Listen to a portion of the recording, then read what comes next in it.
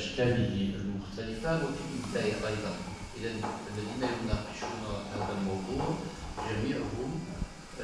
لهم علاقة بالأدب والترجمة والمجال الفكري أيضا. سأكون موجزا جدا في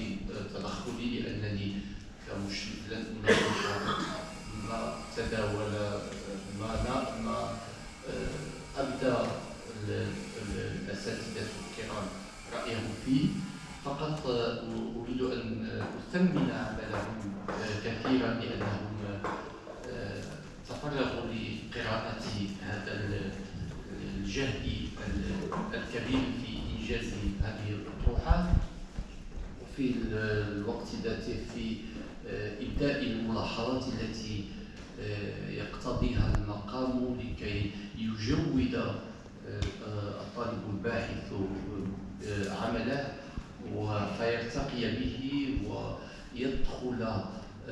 حيز البحث العلمي بخطى وثقة. إذا هذا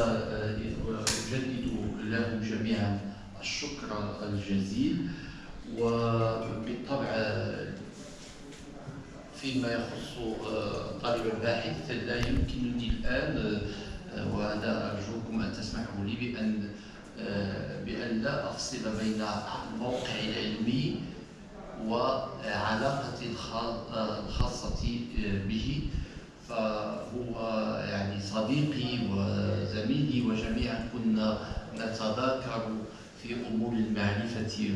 والأدب، ولذلك أجدني سعيدا جدا جدا جدا